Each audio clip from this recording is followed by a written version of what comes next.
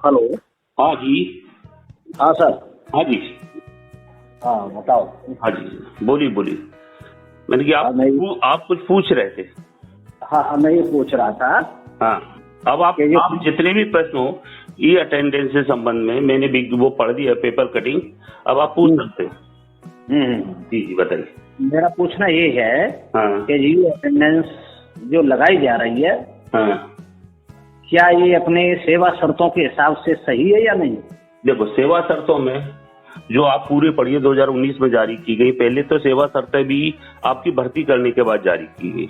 जबकि कोई भी भर्ती अधिनियम बनाया जाता है तो उसी भर्ती अधिनियम में सेवा शर्तें वर्णित की जाती है। भर्ती हो जाने के बाद 1 साल बाद सेवा शर्तें जारी करना गैर कानूनी है। ठीक है, वो न्यायालय में चैलेंजेबल है। आरिफ अंजुम भाई चैलेंज कर गए, तब जबलपुर हाईकोर्ट में विचाराधीन है। उस पर आदेश आएगा कि इन सेवा शर्तें जो जोड़ी गई हैं क्या वो कर्मचारी भर्ती अधिनियम 1961 के अनुरूप हैं या उससे भिन्न हैं। क्योंकि मध्य प्रदेश में कर्मचारी भर्ती करने का सिर्फ एक ही अधिनियम है 1961, उसके अनुरूप नहीं होंगी तो निश्चित है हाईकोर्ट उसमें जो अपनी गाइडलाइन देगा। सेवा शर्तों में इस तरह का कोई उल्लेख नहीं है कि आपके मोबाइल से या आपके इलेक्ट्रॉनिक उपकरण से आपको मजबूर किया जाए कि आप अपनी ऑनलाइन उपस्थिति, और वो भी फोटो के साथ, यानी चेहरे की यानी गोपनीयता भंग करते हुए आप उस पर दर्ज करें। ऐसा कोई सेवा शर्तों में उल्लेख नहीं है। ठीक है, तो फिर सरकार बाध्य क्यों कर रही है इसको? सरकार की कोई इस तरह का आदेश नहीं है। ये आदेश सिर्फ अधिकारियों का। सरकार होता है मंत्रिमंडल, सरकार का छोटा रूप होता है मंत्रिमंडल। मंत्रिमंडल ने इस तरह की कोई नोटशीट या कोई आदेश जारी नहीं किया है। कि आपको अगर कहीं मिला हो तो कृपया करके मुझे बताएं। ठीक है, ये आदेश तो नहीं है। आदेश जो दिया है उसमें कुछ अलग उल्लेख है। हाँ। और अभी जो पेपर्स में जो खबरें छपवाई जा रही हैं उससे लोगों में भ्रम की स्थिति बनी हुई है। तो वो खबरें जो भी आ रही हैं वो सिर्फ आपको, हमको, सबको डराने के लिए है कि आपका वेतन रुक जाएगा, आपका वेतन रुक जाएगा, ऑनलाइन वेतन निकलेगा। पहली बात, दैनिक भास्कर ने एक खबर निकाली थी, स्कूल शिक्षा विभाग का 3.0 पोर्टल जो बनाया गया है वो वैधानिक रूप से अपने आप जो इलेक्ट्रॉनिक पोर्टल बनाने के जो नियम है, यानी जो क्लाउड उपयोग किया जाना चाहिए या जो गवर्नमेंट इन का उपयोग किया जाना चाहिए, वो उपयोग नहीं हुआ। वो भी चैलेंजेबल है, न्यायालय में वो भी चैलेंज किया जा रहा है। तो जो पोर्टल है वो अपने आप में वैधानिक नहीं है, उसमें भी बहुत सारी त्रुटियां हो जाती हैं, मानवकृत है। तो पोर्टल से जो ऑनलाइन हाजिरी लगाई जाती है उसके आधार पर किसी का वेतन रोका जाना गैर कानूनी है और ना किसी का रुक सकता है। ये सिर्फ हवा है। जिन लोगों ने हाजिरी लगाई है उनको बधाई हो, जो नहीं लगा रहे हैं उनसे भी ये समझाइश है कि वो किसी भी प्रकार से भयभीत ना हो, किसी का कोई वेतन नहीं रुकेगा। अगर आपको लिंक नहीं मिलती है, आपका मोबाइल किसी ऐप को सपोर्ट नहीं करता है, आपको नेटवर्क नहीं मिलता है और आपकी हाजिरी नहीं लग पाती है, तो आप पे कोई गैर कानूनी कार्रवाई नहीं होगी, ना आपका वेतन रुक पाएगा। क्यों? क्योंकि वेतन आपको जो मिल रहा है वो आपके कर्तव्य पूर्ति के लिए मिल रहा है। और शिक्षक के कर्तव्य होते हैं समय पे विद्यालय जाना, बच्चों को पढ़ाना, बच्चों को गुणात्मक जानकारी और शिक्षा अध्ययन देना, और जो आपका कार्य शैक्षणिक दैनंदिनी पूर्ति करना और सारी परीक्षाएं लेना और नोटशीट तैयार करना, बच्चों की नोटबुक देखना, ये सब है जिम्मेदारियां। यदि वो जिम्मेदारियां आप पूरी करते हो और उपस्थिति पंजी जो हार्ड कॉपी होती है पंजी उपस्थिति की, उस पर आप नियमित समय पर रहते दस्तखत करते हो, तो फिर आपका प्रमाणीकरण है कि आप विद्यालय जा रहे हैं।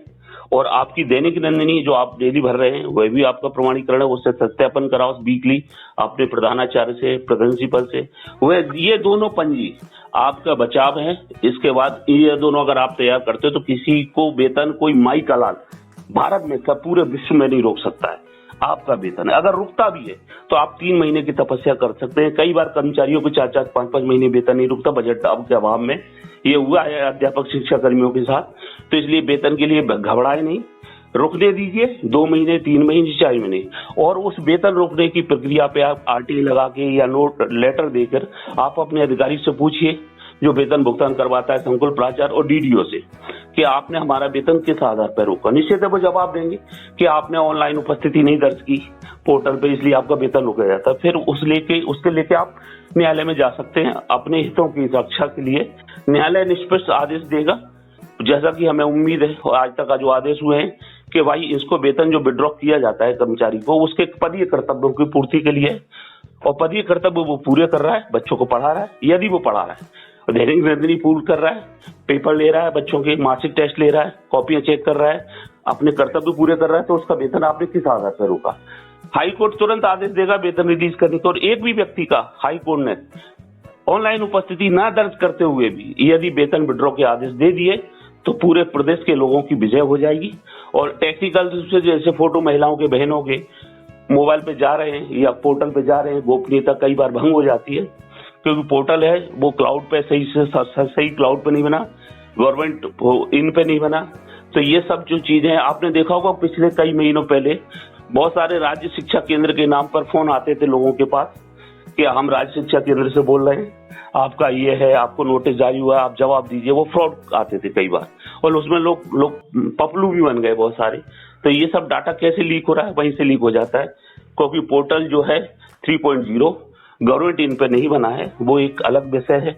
इसलिए आप उस पर ध्यान न दें। आप तो ये सोचे, चिंता न करें कि यदि हमारा वेतन रुकता है किसी त्रुटि के कारण, जिसमें ऑनलाइन उपस्थिति दर्ज नहीं हो पा रही है मोबाइल के कारण या बोर्डिंग मिल रहा है नेटवर्क के कारण, तो आपका वेतन रुके तो मुझे पूरी उम्मीद है कि वेतन नहीं रुकेगा। और रुके भी तो हाई कोर्ट जारी करवाएगा। आगे फिर कोई प्रश्न?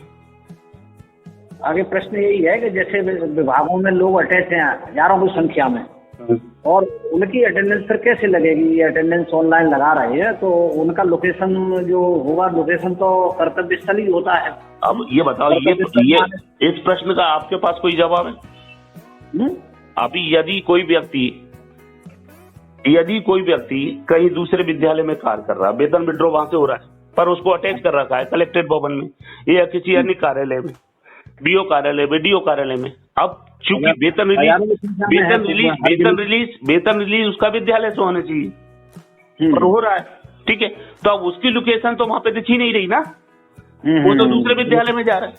तो टेक्निकल रूप से यदि पोर्टल के आधार पर वेतन विड्रॉ होता है तो फिर उसका तो होना ही नहीं चाहिए। तो वहां शिथिलता कैसे आ गई? वहां नियम खंडित कैसे हो गया? जब नियम खंडित हो गया वहां, तो फिर दूसरे को प्रताड़ित क्यों किया जा रहा है? या तो जितने भी असंजन किए गए या जितने भी अनुलग्न किए गए या जितने भी अटैच किए गए वो सब निरस्त किए जाए और व्यक्ति को मूल संस्था में भेजा जाए। जब भेजा जाएगा तभी तो वो वहां जाकर ऑनलाइन उपस्थिति दर्ज करेगा। यदि नहीं कर पा रहा तो उसका वेतन विड्रॉ कैसे हो रहा है? ठीक है, तो इस तरह से इसलिए मेरा ये कहना है किसी को भयभीत होने की जरूरत नहीं है। यदि किसी का रुकता भी है ऑनलाइन उपस्थिति दर्ज न कर पाने की वजह से, तो हाई कोर्ट उसका वेतन विड्रॉ करने के आदेश देगा, ऐसी मुझे उम्मीद है। ठीक है सर, थैंक यू, धन्यवाद आपको, आपने जो हमें सारी जानकारी दी।